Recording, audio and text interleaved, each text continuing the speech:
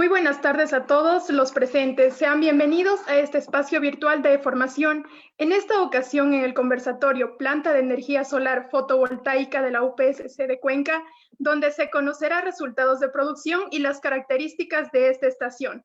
El evento está organizado por el Grupo de Investigación en Energías TIE y la carrera de Ingeniería Eléctrica de la Universidad Politécnica Salesiana, sede Cuenca.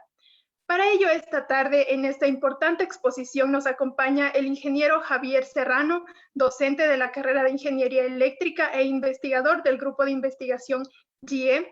En este momento paso la palabra al ingeniero Flavio Quispe, PhD y docente investigador, coordinador del Grupo de Investigación de Energías de la UPS, quien dará unas palabras de bienvenida. Muchas gracias. Adelante. Muy buenas tardes con todos los asistentes. Muchísimas gracias por el interés que le ponen a esto de las energías renovables. Una línea de investigación en la que el grupo va algunos años ya trabajando con algunos profesionales y particularmente con Javier, que ha tomado esta línea de las energías renovables y particularmente la energía fotovoltaica. En esta tarde le hemos solicitado a Javier que nos dé a conocer los resultados de uno de los proyectos emblemáticos que lleva adelante la universidad y particularmente el Grupo de Investigación de Energías. Nuevamente, el agradecimiento por el interés de ustedes al unirse a este webinar, a este conversatorio. Y al final, recordarles que en el grupo tenemos algunas líneas en desarrollo.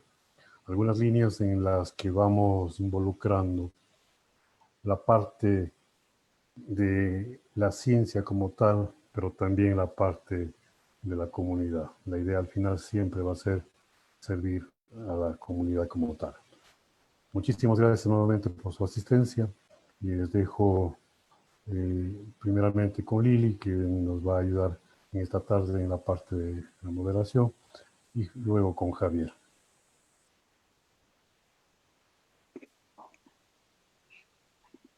Muchas gracias, Flavio, por sus palabras y de esta manera damos inicio a la exposición. Se les recuerda que podrán hacer sus preguntas al finalizar las presentaciones a través del chat que encontrarán en la parte inferior a su mano derecha. Muchas gracias y adelante.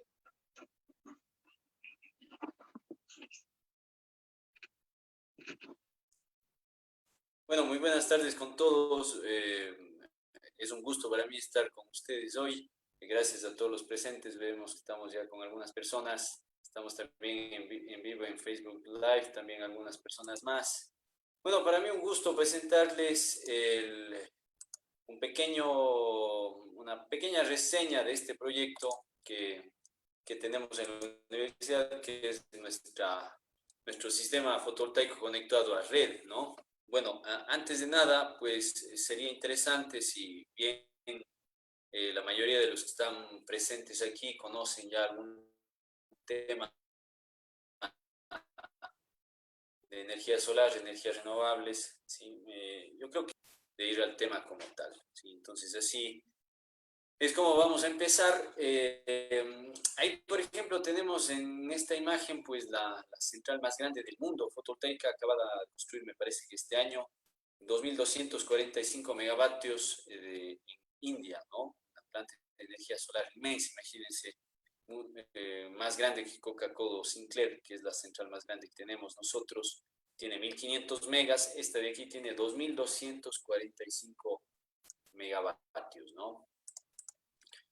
Bueno, ¿qué les voy a presentar hoy? Pues una introducción al tema, ¿sí? Luego vamos a ver alguna introducción también a la energía solar fotovoltaica y finalmente les voy a presentar pues el objetivo, ¿no? de este tema hoy, pues presentarles cuál es el sistema solar fotovoltaico que tenemos en la UPS Cuenca y qué resultados hemos tenido, ¿no? Hasta el momento. Bueno, primero hablarles un poquito del sol. Si es que tenemos algún problema, por favor me avisan, de pronto apago el video si es que es necesario. ¿Sí? No sé si vamos bien con la comunicación, yo creo que bien hasta el momento, ¿no? Bueno, el Sol en su mayoría está formado por hidrógeno, ¿sí? Un 73.5% aproximadamente, y lo que falta básicamente helio, con casi un 25%. El Sol pues es un gran reactor de fusión, prácticamente está fusionando el hidrógeno que tiene, formando helio. En esa fusión de núcleos atómicos se libera energía, se libera calor y radiación electromagnética, ¿no?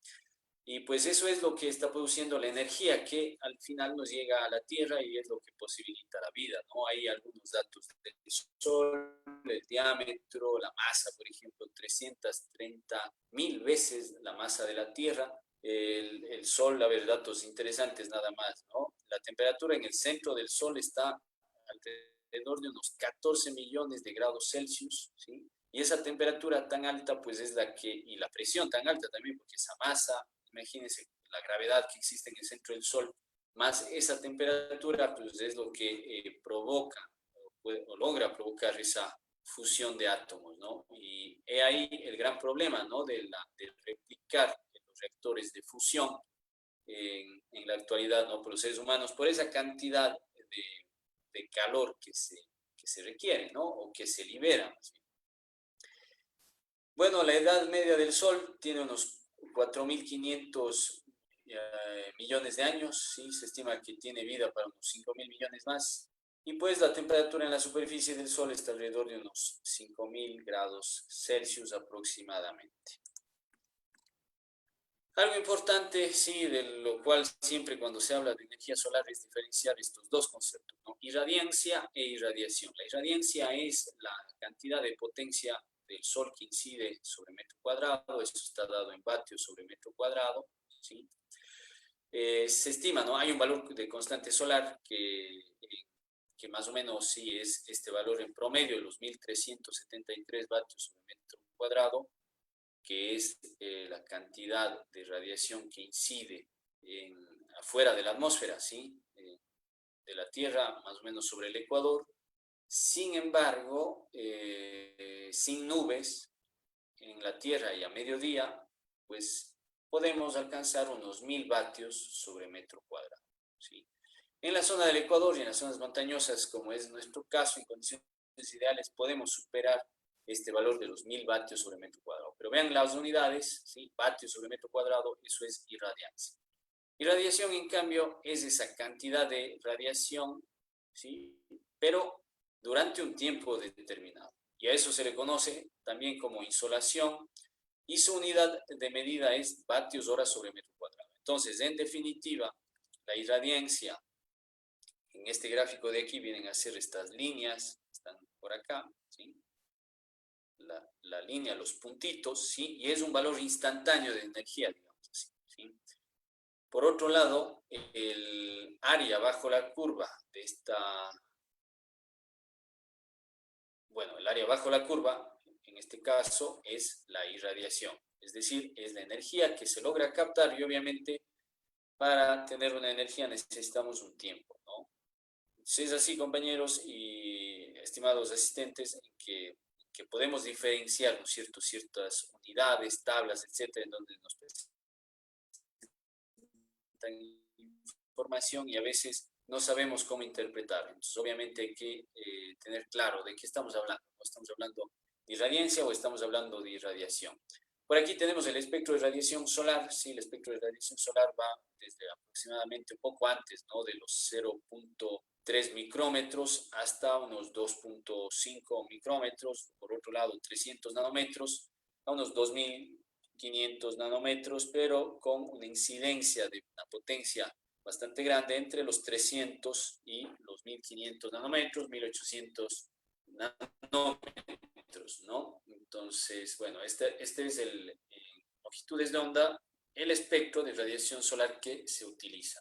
Obviamente en esos espectros hay pérdidas, sí, hay reflexión, reflexión, absorción de esas ondas, lo cual va debilitando conforme los rayos solares llegan a la atmósfera, pues a Tierra nos llegan más débiles, ¿sí? Aquí tenemos en este gráfico, pues tenemos en los colores más oscuros donde hay la mayor irradiación solar, ¿no? En el mundo. Vemos que la zona ecuatorial no ha sido la zona con mayor potencial solar, ¿sí? Sin embargo es muy buena, sí, hay que decirlo, es muy buena, pero sin embargo hay otras zonas mejores, ¿no? Como por ejemplo el norte de África, la zona del Sahara, en esta zona de acá, donde estamos en la península, ¿no? De Arabia, tenemos acá la zona sur de Estados Unidos y norte de México, buenas zonas, ¿no? De aprovechamiento de energía solar. Sin embargo, acá, claro, el gráfico no es tan definido. Aquí estamos viendo un mapa de irradiación solar en el Ecuador.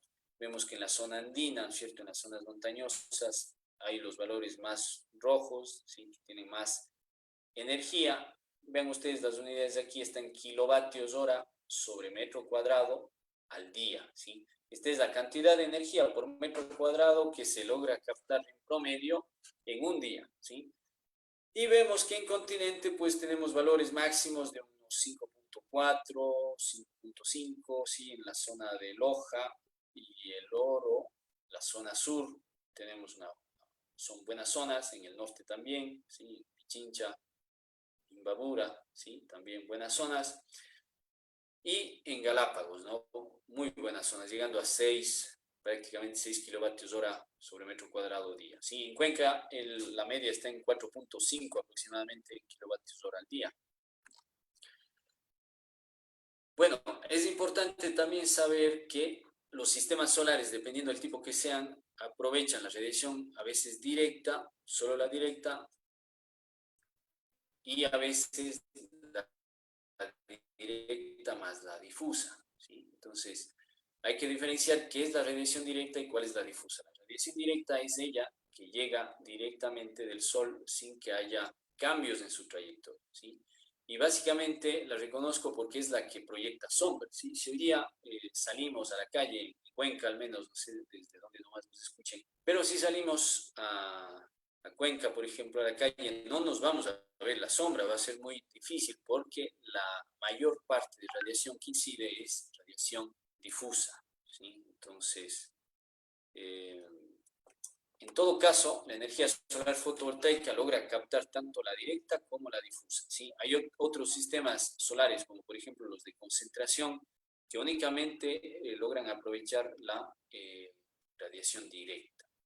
Entonces, ¿cómo se mide eso? Pues la directa y la difusa se mide de la siguiente manera. Aquí tenemos un piranómetro, ¿sí? Que si está colocado como está el de acá abajo, ¿sí? Sin nada que le haga sombra, va a medir mi radiación global, ¿sí? Por otro lado, si tenemos aquí un piranómetro en donde tenemos un anillo que se llama de sombra, a la hora que sea, ¿sí?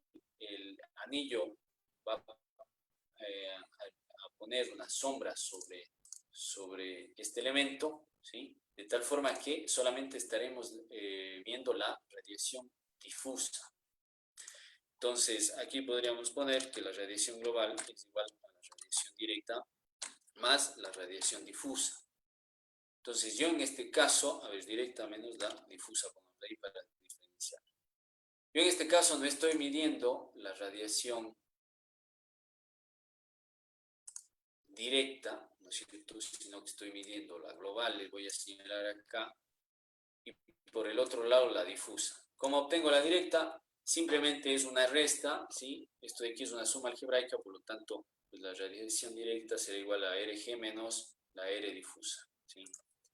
Bueno, eso simplemente para tenerle claro cómo es el tema. Nosotros en la universidad, el grupo de investigación de energías y la carrera de ambiental, tiene a su cargo 16 estaciones meteorológicas bajo un convenio que se hizo pues, en los años anteriores con el desaparecido INER, con el Instituto Nacional de Eficiencia Energética y Energías Renovables. Y bueno, tenemos datos en el Cantón Cuenca en estos lugares, ¿no? Por si ustedes de pronto necesitan alguna vez alguna información acerca de esto, pues tenemos datos de Baños, Chaucha. Esto es en el Colegio Técnico Salesiano, Cumbe, en el Liriquis, Yacao, Moyeturo, Muti, Quinjeo, San Joaquín, Santa Ana, Sayausí, Incaitic, Santuri y UPS, ¿sí? Y ahí vemos, no vamos a hablar de los datos ahora, pero ahí vemos la irradiación media diaria por cada mes de un año específico, me parece que es el año 2014, si mal no estoy. ¿Sí? Bueno, en Cuenca, ahí tenemos unos datos ya consolidados de 4 años, 2014, 15, 16 y 17, en donde tenemos en las barras azules la irradiación global, en la naranja la irradiación difusa, la directa en la gris, y tenemos también un eje de temperatura, ¿no? Aquí, bueno, lo que vemos es que las mayores radiaciones, la mayor potencia del Sol, o la mayor cantidad de insolación o de energía solar la tenemos en noviembre normalmente, luego va bajando diciembre un poquito, enero se mantiene sobre los 5.000 vatios hora sobre metro cuadrado, febrero más o menos igual, y luego comienzan las lluvias, ¿no es cierto? Y esta época del año, junio, julio y agosto, que son los meses con menor irradiación, ¿sí? No es novedad, estamos justo en estos meses y vemos que hay menos sol por un lado y por otro lado, fíjense en el eje de la temperatura y esta línea de aquí, pues son los meses más fríos, ¿no? Junio, julio, ¿sí? Y agosto el más frío, así que prepárense todavía un poquito más de frío, tenemos yo diría al menos unos 15 días más, no, 15, unos 20 días más de fríos así, ¿sí? Incluso nos falta todavía estadísticamente llegar a temperaturas más bajas y pues bueno, así es nuestro clima, ¿no? Tenemos que aguantar un poquito más el frío. Bueno, hasta ahí la introducción. Ahora vamos a hablar ya un poquito más de energía solar fotovoltaica. Bueno, esto lo he explicado ya en alguna charla anterior, pero sin embargo, no todas las personas están presentes, pues han asistido a esas charlas. Es importante siempre saber cómo o cuál es el principio de funcionamiento de una celda fotovoltaica o de un panel solar, ¿sí? La idea es obviamente convertir la energía del sol, la energía lumínica, esos fotones de luz, en corriente eléctrica, ¿sí? Y este efecto se llama el efecto fotovoltaico o el efecto fotoeléctrico, que lo explicó Einstein hace ya algunos años, casi que 100 años, ¿sí? Alrededor de 100 años o más, en el cual, y por eso se ganó el Nobel Einstein, ¿no? A veces nos confundimos y pensamos que es por la teoría de la relatividad, pero no. Einstein pues explicó ese efecto en el cual la incidencia de fotones de luz sobre un elemento pues hace que los electrones puedan salirse, los electrones de valencia puedan liberarse, digamos así, ¿sí? Puedan saltar de un lado a otro, ¿sí? Y bueno, aquí, ¿qué tenemos? Básicamente tenemos la unión de un material tipo P y un material tipo N, un semiconductor, ¿sí? La mayoría de los presentes que estamos aquí conocemos un poco lo que es el diodo, ¿sí? El diodo tiene un material tipo P y un material tipo N, ¿no es cierto? En el cual pues vamos a explicar un poquito más, ¿sí? Ahí en rojo tenemos el material tipo P. Material tipo P, pues básicamente es un silicio, ¿sí? Un silicio que está dopado con un elemento que de pronto es el boro, por ejemplo, creo que es el boro, que es trivalente. Eso quiere decir que tiene 3 electrones en su última capa, por lo cual me falta un electrón, ¿sí? Y me va a quedar un hueco ahí, o sea, una ausencia de electrón. Y eso es un material tipo P, ¿sí? Por otro lado, acá tenemos un semiconductor silicio, por ejemplo, pero le dopamos, es decir, metemos impurezas como fósforo, por ejemplo, pentavalente, de tal forma que me queda un electrón libre. Entonces aquí tengo electrones libres y aquí falta de electrones, ¿sí? En la mitad, como se combinan estos dos elementos, se forma una barrera que se llama la barrera de protección, ¿sí? O una barrera de potencial en esta zona de aquí, que hace que se combinen en esa zona las cargas, por lo tanto se crea ahí una barrera de potencial, ¿sí? Cuando incide la luz sobre este elemento de aquí, ¿sí? Tomamos una flechita roja, cuando incide la luz sobre estos elementos, lo que van a hacer es que van a aumentar la energía cinética de esos electrones que se están moviendo, lo cual va a provocar que se salten o algo a estos terminales de esta celda fotovoltaica, ¿sí? Le conecto acá una resistencia, por ejemplo, un cable y le uno, bueno, aquí voy a hacer un cortocircuito, pues esos electrones van a comenzar a circular, ¿sí? Y eso es pues prácticamente el principio de funcionamiento de una celda solar fotovoltaica, ¿no? El modelo de una celda solar fotovoltaica es el que vemos, no vamos a entrar mucho en detalles por el tema del tiempo, pero el modelo básico es una fuente de corriente, como vemos aquí, en paralelo con un diodo, ¿sí? Entonces aquí yo tengo una corriente que se genera gracias a esos fotones de la luz, ¿sí? Luego, pues acá en paralelo tengo el voltaje de un diodo y aquí yo tengo mi corriente de salida de la celda y el voltaje de salida de la celda, ¿sí? Normalmente el voltaje de las celdas fotovoltaicas está alrededor de los 0,58 voltios, ¿sí?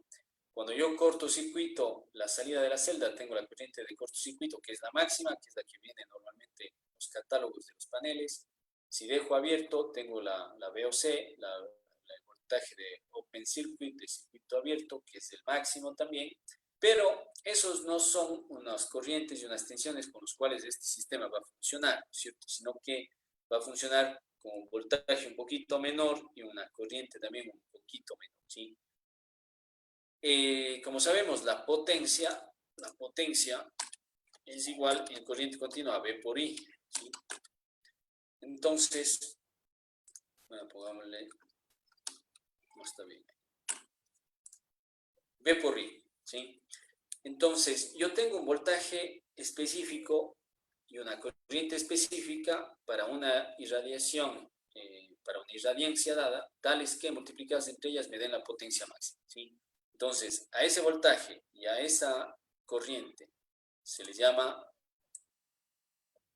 voltaje máximo y corriente máxima, las que producen una potencia máxima, ¿sí? Entonces, eso básicamente es lo que vemos acá, ¿sí? Aquí tenemos un conjunto de curvas, corriente versus voltaje de una celda fotovoltaica, por ejemplo, para diferentes valores de irradiencia en este caso. Aquí tenemos 1000 vatios sobre metro cuadrado, que son las condiciones en las cuales se testean los paneles y en los cuales se tienen los datos.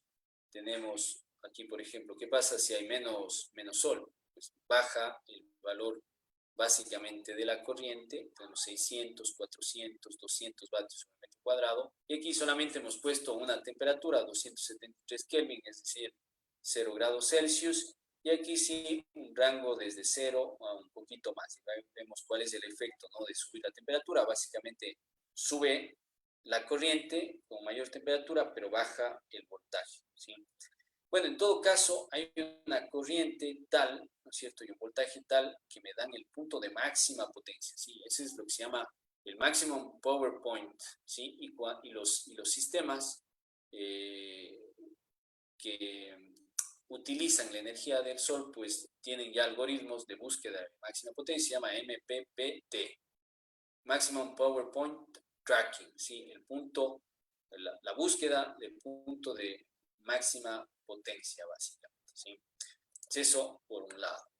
Aquí tenemos, en cambio, en un grafiquito, cómo ha ido evolucionando para diferentes tecnologías de celdas solares la eficiencia, ¿sí? Las que vemos en el color morado son las celdas multiunión, ¿sí?, que no se utilizan normalmente en aplicaciones comerciales. Vemos tienen rendimientos hasta el 40%, pero usan varios materiales, ¿no? Por eso se llama multiunión, ¿sí? Por otro lado, tenemos las de silicio cristalino, que son las que sí se utilizan más, ¿sí? Básicamente las que utilizamos son monocristalino y policristalino. Estamos ya por encima del 20% de rendimientos.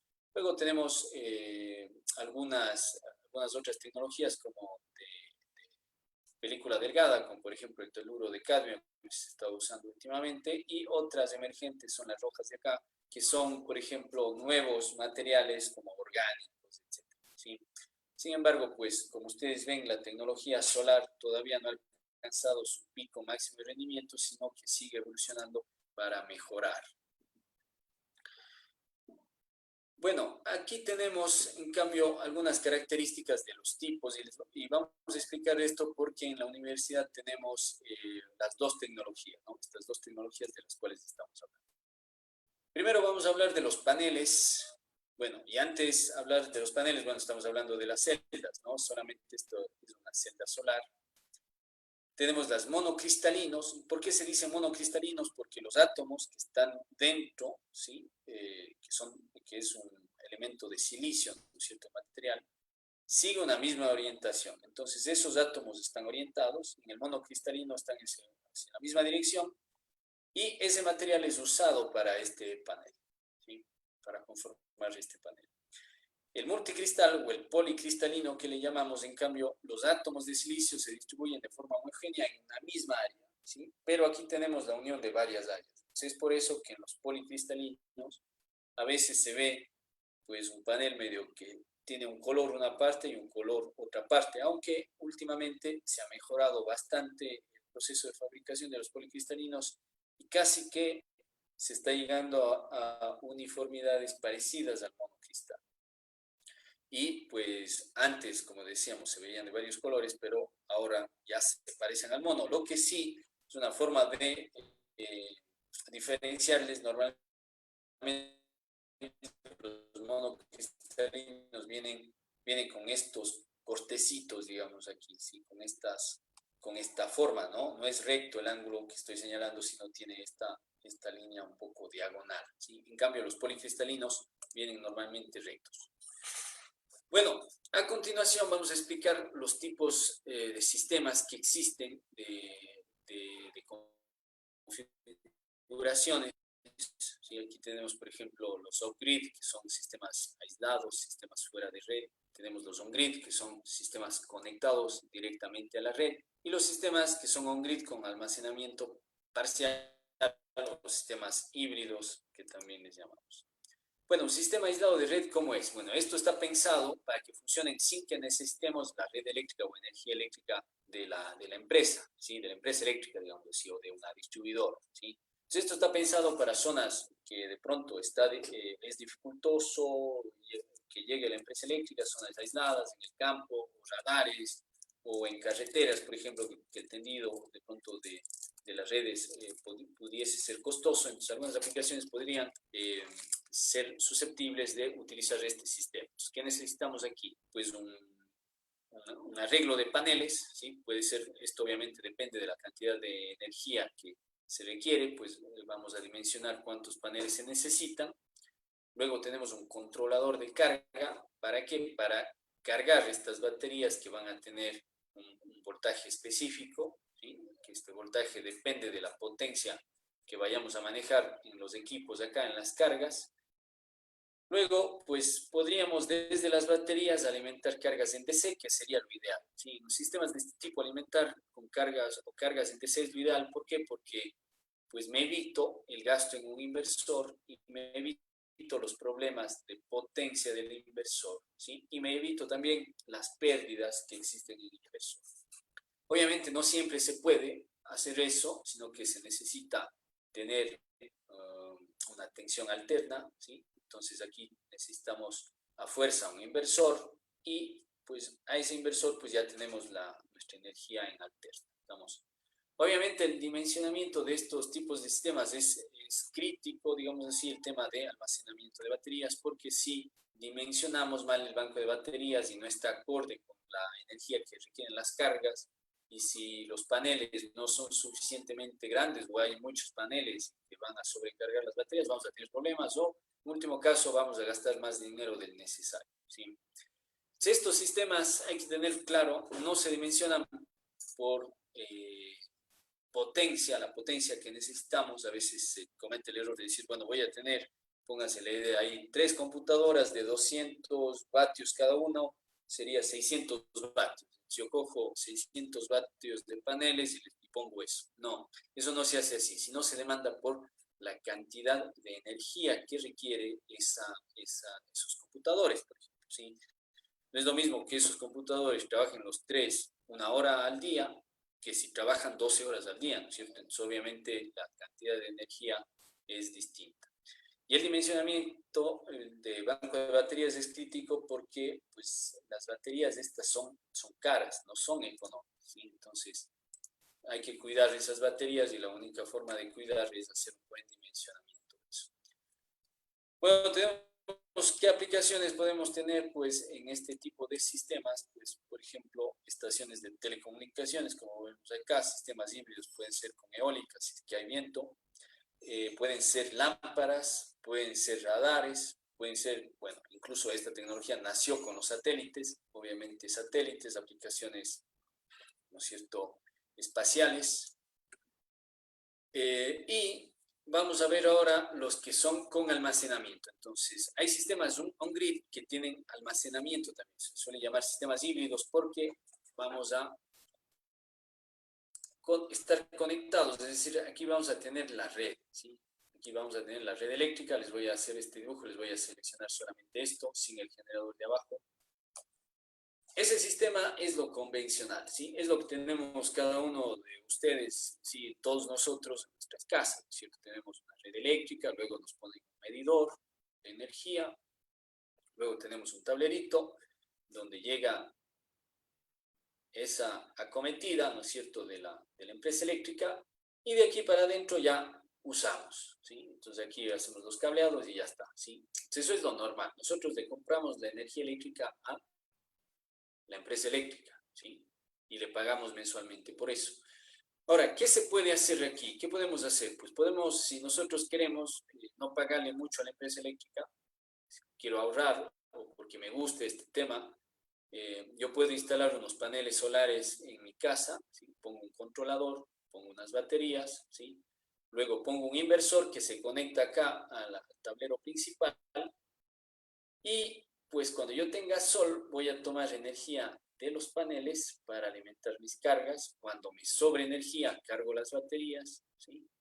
Y la uso más tarde o la uso en la noche, ¿sí? Si es que las baterías ya están un poco bajas, pues el sistema automáticamente corta el suministro desde las baterías y alimentamos de red. Por eso se llama híbrido, ¿no? Porque dependiendo de las condiciones, yo puedo tomar la energía de la red o puedo tomar la energía de los paneles y a su vez de las baterías. Estas baterías, pues ya no es tan crítico el dimensionamiento pues porque solamente hacen de amortiguador, digamos así, ¿sí? Almacenan un poco de energía, toman más o menos energía y pues cuando ya baja mucho de su nivel de carga, llegan a una profundidad de descarga que yo le configuro al equipo de cuánto quiero que sea, pues simplemente se desconectan y toman energía de la red, ¿sí? Ese sería un sistema híbrido. El sistema que es conectado a red solamente es muy simple en esquema, es bastante sencillo, y aquí lo que tenemos es básicamente un grupo de paneles, o puede ser un panel si quisiéramos, y un inversor. Si yo tengo paneles y el inversor. Luego, para conectarme a la red, siempre voy a poner un medidor, un contador de energía, ¿sí? Y yo le podría vender a la red. Ejemplo de esto podría ser una central generadora, como la que hay una en Santa Rosa, por ejemplo, como hay una en Galápagos, en Isabela, me parece que en Santa Cruz también ya está en funcionamiento, unas centrales de este tipo, en las cuales pues el único objetivo es entregar energía a la red, ¿sí?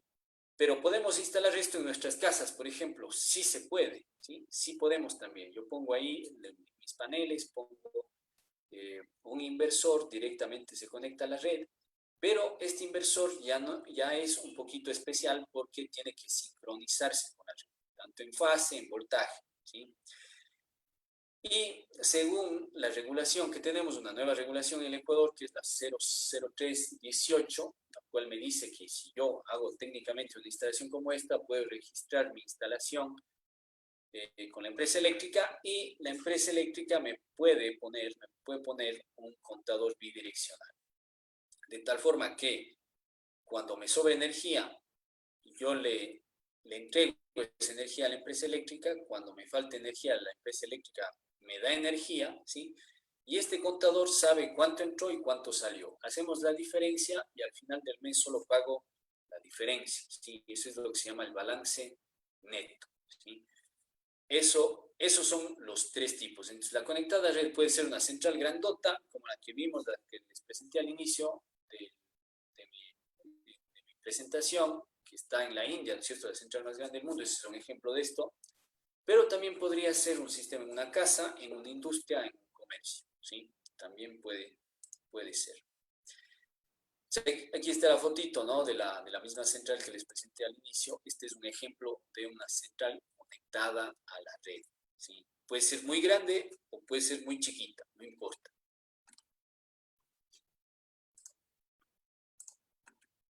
Bueno, y finalmente les voy a presentar qué sistema específicamente tenemos en la UPS, cuál tenemos en la UPS. Bueno, primero vamos a hablar de los componentes. En la UPS tenemos en paneles solares 73.3 metros cuadrados de paneles solares. Tenemos, ya les voy a mostrar unas fotitos, esto está en el techo de una tribuna del pequeño estadio que tenemos en la universidad.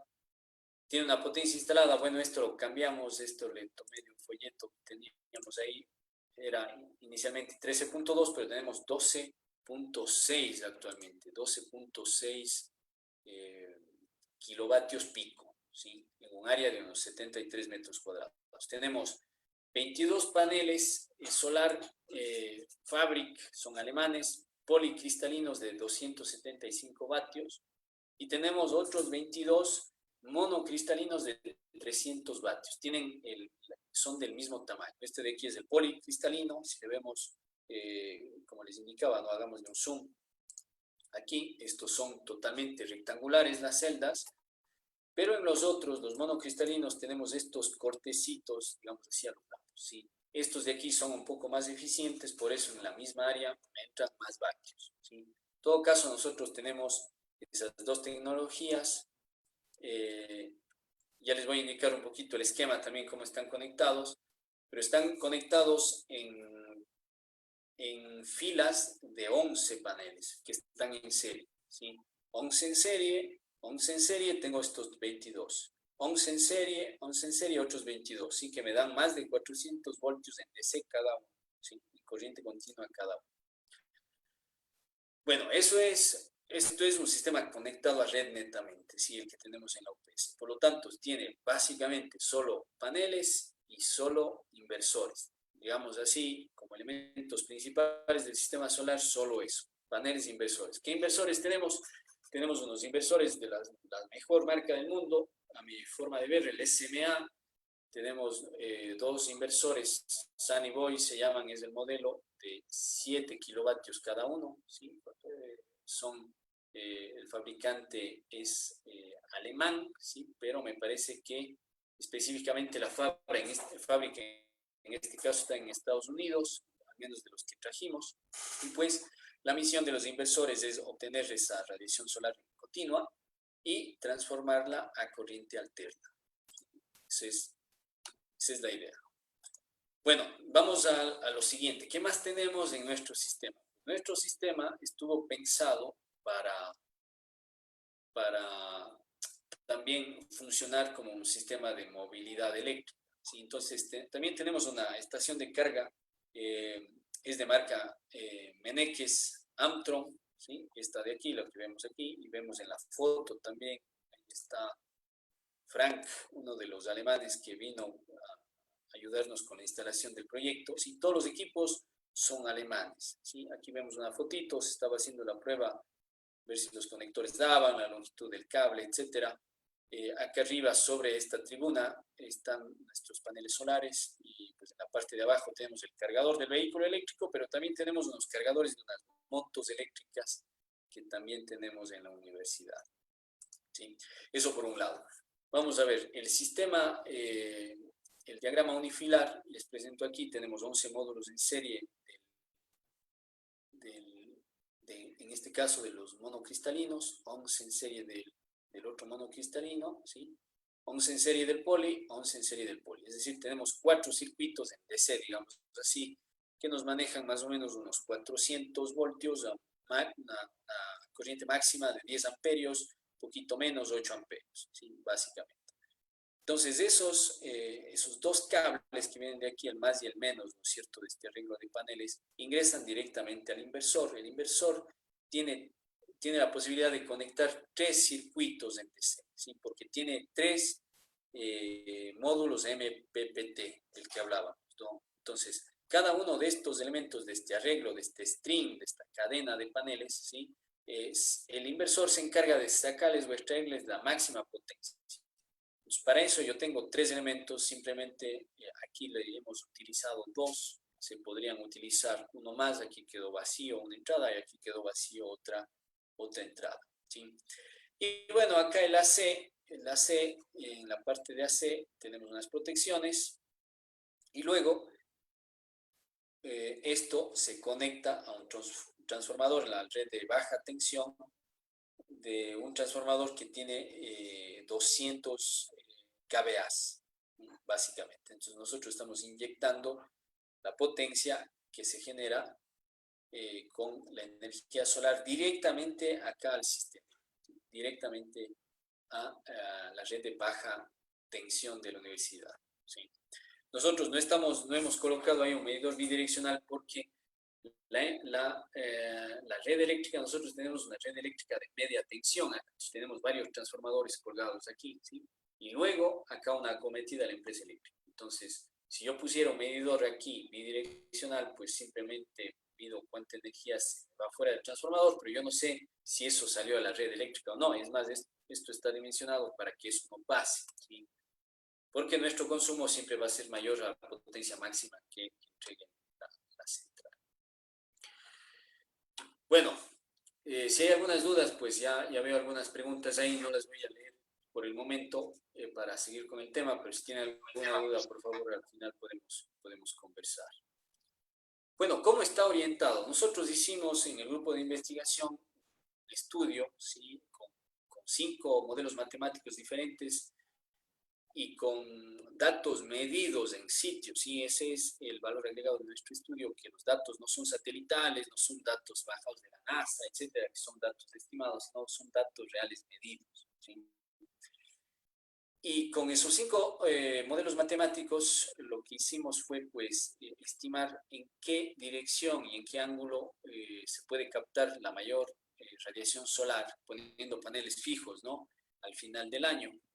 Y pues determinamos que el punto máximo estaba un poquito, ¿no? Aquí tenemos orientación, ángulo de orientación, esto es con respecto al norte, teníamos 45 grados prácticamente, y con un ángulo de inclinación de unos 15 grados. Entonces, esto se nos sale un poquito de lo que nos dicen los libros, ¿sí? Porque los libros me dicen, bueno, ¿hacia dónde ponemos los paneles? ¿No? ¿Hacia dónde les inclinamos? Nos dicen, en el caso nuestro, apunte al norte, y en nuestro caso, como estamos a 3 grados, el máximo debería ser 3 grados, es decir, tenía que estar el puntito por aquí, más o menos, donde está el apuntador del puntero láser que tengo yo, por aquí, sí, ahí. Sin embargo, a nosotros nos salió noreste 15 grados, difiere, ¿sí? Claro que la diferencia no es tanto, estimamos entre 1 y 2%, pero si yo puedo colocar el panel un poquito más hacia allá, un poquito más hacia acá y no me cuesta nada, pues mejor ponerle a esta dirección, ¿sí? Hasta el momento pues habría que contrastar esta información con datos medidos, pero los 5 modelos matemáticos nos dieron eso, ¿no? Y justamente aquí, compañeros,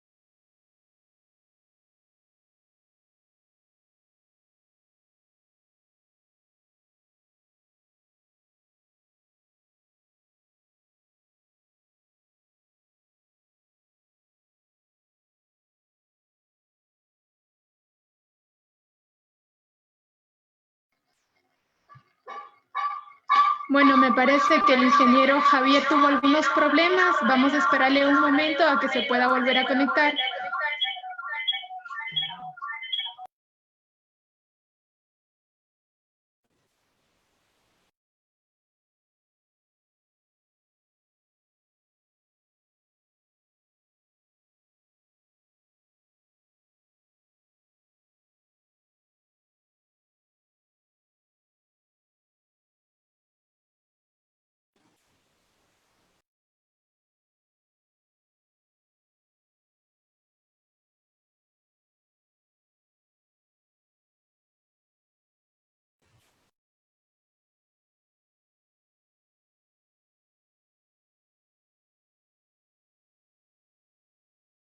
muy buenas.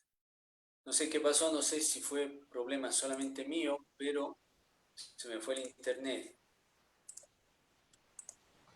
Adelante, Javier, estamos ahí. Ok, bueno, entonces lo que le estaba comentando es el ángulo de orientación, ¿no? Como les decía, nuestro estudio indicó que la mejor posición en Cuenca pues era noreste 15 grados, ¿no? Y luego les comentaba un poquito de este tema de acá, de los paneles, cómo están colocados, ¿no? Aquí están los 22, están en hileras de 11, 22 policristalinos y 22 monocristalinos, ¿sí? Y está, bueno, los que conocen la universidad conocen esta zona justo frente a la cancha, ¿no? Es un sistema on-grid conectado a la red, ¿sí? Simplemente aquí están todos estos en serie. Tenemos acá por cada arreglo un par de cables, ¿sí? Que bajan por acá y luego de forma subterránea llegan al cuarto de control, ¿sí? Bueno, como vimos ya el esquemita, también el esquema eléctrico ya lo vimos anteriormente. Si es que tienen algún detalle extra adicional acerca de esto, pues lo podemos comentar. Y los resultados pues que hemos tenido, esta instalación se hizo a finales del 2018, por ahí el 20, parece que el 18 o el 19 de diciembre del 2018 se conectó ya a red y pues ha estado funcionando todo el 2019 y lo que va del 2020 hasta hoy.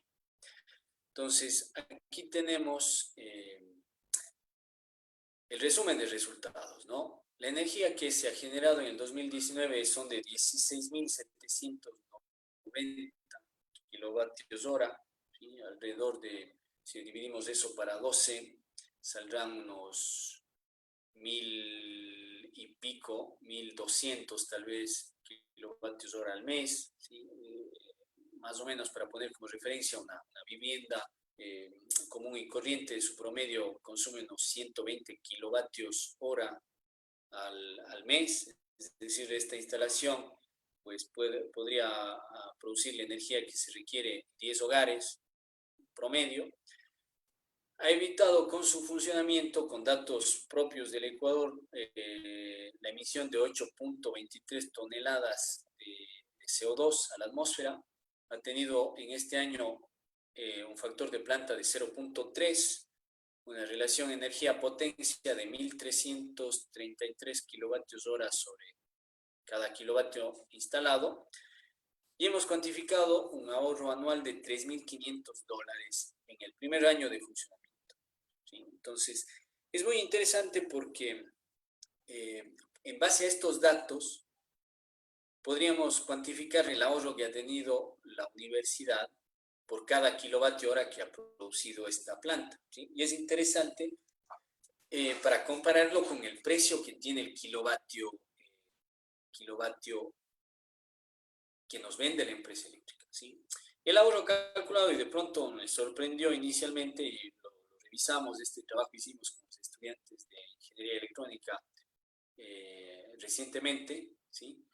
Hicimos el cálculo de las facturas con y sin sistema, y al final el ahorro era este que nos salió, ¿sí? Estuvo bien, está bien calculado. Si sacamos el ahorro, es de 0, casi 21 centavos por cada kilovatio hora que se genera, ¿sí? Y en teoría, ¿no es cierto?, la energía tiene un costo para la universidad de 9 centavos y pico, ¿sí? Entonces, ¿cómo es que ahorra tanto, no? O sea, hay una razón, que es, por ejemplo, que no solamente una factura de la empresa eléctrica se paga por los kilovatios hora que consumimos, sino pagamos alumbrado público, que es una proporción de esto de aquí. En la universidad pagamos un término de demanda que se llama, es por la cantidad de potencia, la máxima, un término de demanda, la potencia máxima que tiene en el mes, también nos facturan eso. Por otro lado, hay una tasa de recolección de basura que está en función de este valor, y pues todo esto va sumando, ¿no? Y es interesante ver que obviamente sobrepasa ese valor, ¿no? Nosotros estimamos que con el costo que tiene este sistema, pues el valor del kilovatio hora está alrededor de los 7 centavos la producción. Sin embargo, ahorramos 20 centavos, ¿sí? Nos sale, diría yo, más rentable de lo que imaginamos. finalmente quiero presentarles cómo vamos en el 2020. En el 2020, pues, aquí tenemos un grafiquito en barras, podemos ir viendo y comparando mes a mes. Pero en definitiva, pues este año estamos generando más energía que el anterior, ¿sí? Si ustedes ven, aquí están los valores en kilovatios, ¿no? Alrededor de, pues, en enero, 1500 y pico, ¿sí? En el 2020 se generó más en enero, febrero parece que un poquito menos, marzo un poquito menos, abril menos, miren, mucho menos sol este año, pero en mayo, mucho más sol. Este mayo fue mucho más soleado que el mayo anterior y en junio también, ¿sí? Y hasta ahí le hice el corte porque como julio no acabamos todavía, pues no entré. Sin embargo, hasta el momento, en el 2020, tenemos 10.476 kilovatios hora, es decir, 10.48 megavatios hora generados, frente al 2019, el mismo periodo que llegábamos a los 10.200, ¿no? O sea, un poquito más, ¿sí? Un poco más. Aquí algunas fotitos del sistema, aquí cuando llegaron, sí, me acuerdo, llegaron un domingo, hicieron trabajar el domingo, llegó el camión con los equipos. Acá el proceso de montaje fue bastante chévere porque muchos estudiantes estuvieron pues ahí ayudándonos. Está un compañero, alguno creo que le vi por aquí conectado, señor Correa. Bueno, acá estábamos bajando los equipos, acá ya montando ya los paneles en la estructura. Sí, aquí tenemos, lo chévere fue que participamos todos aquí, ¿no? Aquí también, como se veía, ¿no? Desde acá el montaje de la estructura, que es bastante importante, cómo se monta la estructura antes, previa a los paneles, ¿sí? Tiene que ser bastante preciso. Por acá también el tema del cableado, la pasada del cableado, hacer el tema de las juntas, empalmes, etcétera, que se necesitaban, pasada del cable. Instalación ya de los inversores, aquí está destapado, ¿no? Un inversor y las conexiones. Finalmente, pues, como quedó, como se ve desde arriba, y el punto de conexión en una barra, ¿no? De baja tensión, donde aquí tenemos esto, en este punto hecha la conexión, una para cada inversor, ¿no? Y bueno, es así, la energía se está inyectando directamente en la barra de baja tensión del transformador que les había indicado. De aquí se distribuye esta energía para diferentes sitios, ¿no? Para 2 edificios, me parece, de clases, Guillermo Menzi está al frente, Mario Ricini, en la iglesia, incluso va alguno hacia la zona de los bares, me parece, y del Coliseo. Y pues eso es, compañeros, ya por temas de tiempo vamos a dejar ahí. Muchas gracias por su atención. No sé si tenemos alguna pregunta. Muchas gracias, Javier, por su presentación. En este momento vamos a dar inicio a la ronda de preguntas. Pueden hacerlas en el botón de preguntas y respuestas. Vamos a empezar a leerlas. Eric Cárdenas nos dice, ¿los paneles monocristalinos y policristalinos se encuentran conectados por separado a los inversores o se necesitan dos del output de los paneles? Ya, a ver, los paneles, tanto los monocristalinos, los monocristalinos solo están conectados entre ellos, ¿no? Es importante que en una instalación tengamos los mismos tipos de paneles conectados en serie y en paralelo, ¿sí? Cuando hacemos la conexión. En este caso, tenemos un circuitos separados de monocristalinos, ¿sí? Y luego ese circuito va al inversor, a un inversor. A ver, más bien les muestro acá, ¿sí? Para explicarlo mejor.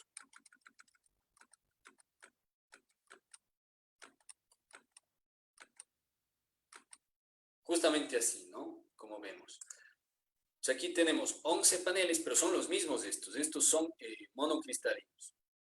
Y esta salida a este inversor, ¿sí? Este inversor tiene 3 entradas de DC. Aquí estamos utilizando solo 2. Entonces, aquí tenemos 11 más de mono ingresando aquí a una entrada, ¿sí? Estamos dejando sin utilizar una. Incluso podríamos conectar otra más, pero obviamente la potencia ya prácticamente estamos llegando al límite. Y los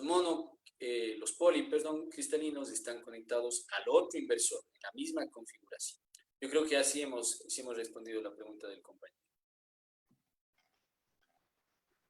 Gracias.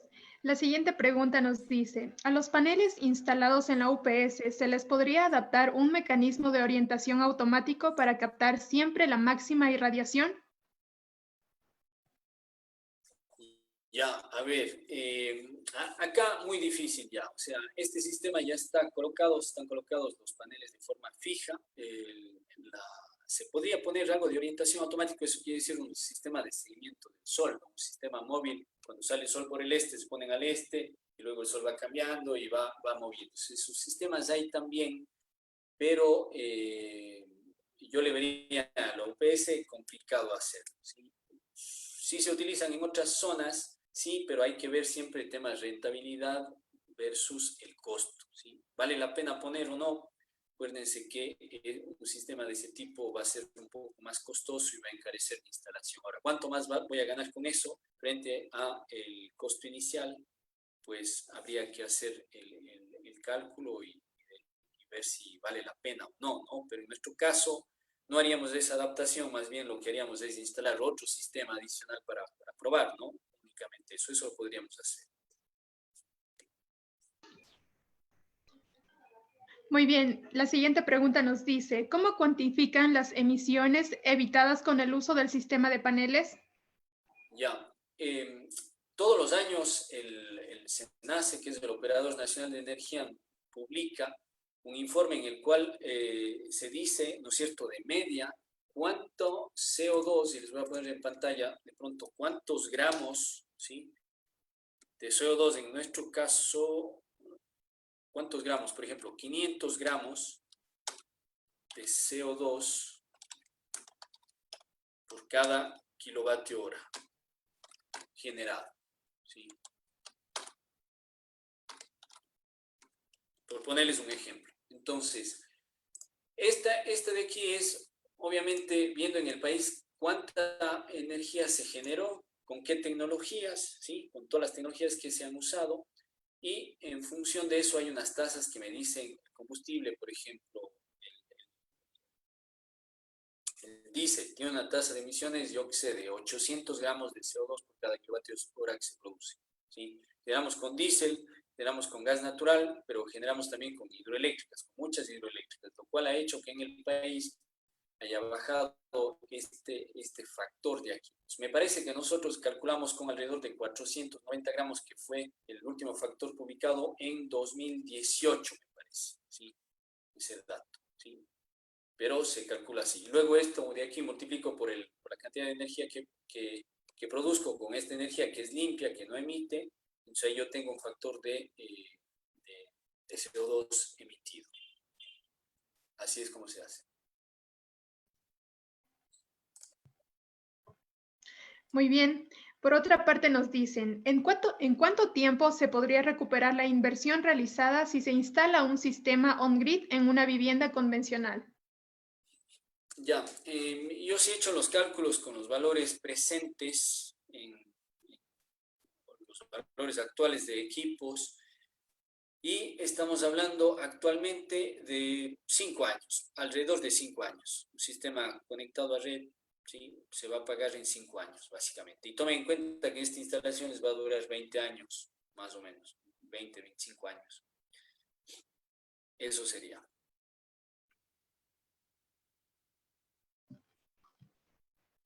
Muy bien. Por otra parte nos preguntan, ¿en Ecuador existe algún tipo de incentivo para proyectos renovables? Perdón, no lo escuché. ¿En Ecuador existe algún tipo de incentivo para proyectos renovables? A ver, incentivos. A ver, vamos a ver. Hay una regulación, yo podría decir la regulación 00318 es de pronto un incentivo, no tan directo, ¿no? Simplemente, como les decía, es balance neto, en el cual yo la energía que produzco la puedo entregar a la red, me cuentan cuánta energía saqué, si yo consumo energía, pues me cuenta ese medidor bidireccional y yo pago solamente la diferencia. ¿Algún otro incentivo frente a renovables? Yo pienso que no hay, más bien tenemos desincentivos, que son, por ejemplo, subsidios los combustibles como el gas, aunque es un tema muy complejo desde el punto de vista social, son cuestiones que no ayudan a que las energías renovables despeguen. ¿Sí? Yo pienso que ahí todavía estamos muy complicados. Muy bien. Juan Ramírez nos dice, en caso de tener excedentes, ¿se puede vender energía y quién se encarga de regular esto? Ya, a ver, en caso de tener excedentes, la regulación no dice que yo pueda vender la energía, simplemente me dice, por ejemplo, si yo tuve más energía, entregué más energía, esa energía queda guardado como crédito para un consumo siguiente, ¿sí? ¿Y quién regula esto? Pues el ARCONEL, la Agencia de Regulación del Sector Eléctrico, ¿sí? El ARCONEL, la Agencia de Regulación y Control de Electricidad. Amanda Calle nos pregunta, ¿existen nuevos proyectos dentro de la UPS para el desarrollo de nuevas plantas de generación fotovoltaica?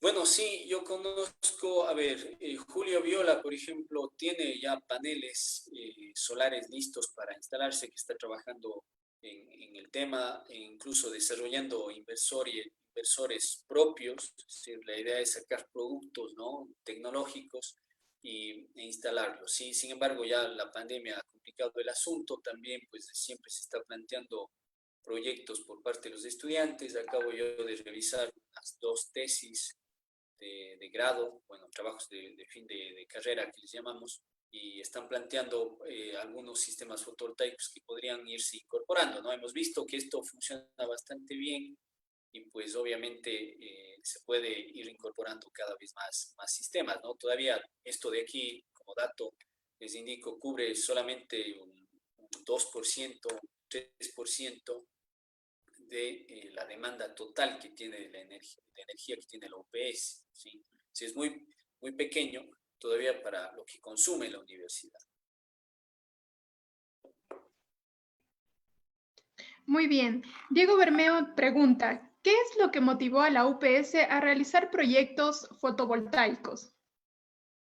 Bueno, hay varias razones, ¿no? Hay varias razones. Una es que somos universidad, que tenemos que estar ahí a la vanguardia de las tecnologías, ¿cierto? Otra es que las energías renovables son muy importantes en el mundo energético actualmente. Vamos a ver un boom de crecimiento en energía solar y nuestros estudiantes obviamente tienen que estar preparados para manejar este tipo de sistemas. Hablemos de medio ambiente, tecnologías limpias son imperativas, ¿no es cierto?, para un mundo más sostenible, con menos emisiones, etcétera. O sea, hay un montón de razones por las cuales pensamos ya desde hace algún tiempo en tener este tipo de centrales. Y está pensado para que sea un laboratorio más que todo, pero que esté produciendo. Un laboratorio, no hay una máquina arrinconada en una esquina que de pronto se usa cada vez que hay una práctica, ¿no? Este es un laboratorio que está produciendo dinero todo el tiempo, digamos así. Y eso es interesante. Bien, Javier Merino nos dice, ¿existe alguna forma de calcular el costo kilowatt horas de una instalación mediante paneles solares? ¿Qué parámetros se debería considerar? El costo del kilovatio hora, me dice. Sí. Ya, a ver, el costo del kilovatio hora en los sistemas de energías renovables normalmente se calcula con lo que se llama el costo nivelado de la energía, ¿sí? O en inglés sería el Levelized Cost of Energy, si ustedes ven ahí. Y básicamente es una relación de dos cosas, ¿sí? El costo anualizado, ¿sí? El annual capital cost, que se llama el costo anualizado, el capital más la operación y mantenimiento, perdón, la operación más operación y mantenimiento sobre la energía que produce, los kilovatios hora que produce, ¿sí? Básicamente así es como yo calculo y le doy un precio, ¿no? Lo de arriba está dado en dólares y lo de abajo está dado en kilovatios hora, serían dólares por kilovatio hora, y así yo puedo sacar, por ejemplo, esa información.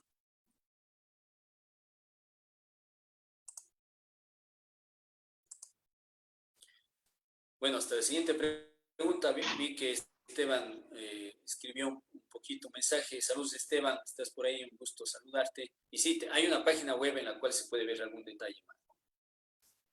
Sí, bien, Diana Borges nos dice, en caso de tener un exceso de energía por radiación solar, ¿el sistema se desconecta automáticamente o más o menos qué tiempo de duración tienen los paneles?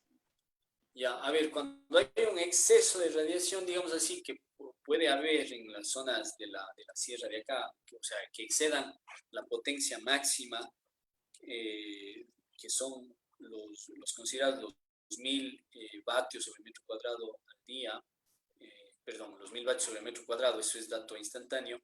Lo que va a hacer el corte, el que va a hacer el corte es el inversor, ¿sí? No se va a desconectar, ¿sí? Ya la electrónica de este tipo va a ser un shape, un corte de la potencia, y acá simplemente se va a saturar a la potencia máxima del inversor. Obviamente, eso normalmente no va a pasar, ¿sí?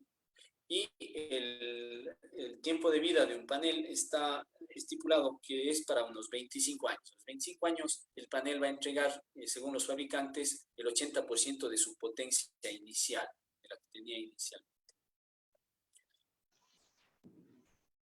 Listo. Finalmente, Renato Ortega nos dice, ¿en cuánto tiempo se planteó que el proyecto de la UPS sea rentable según la inversión realizada?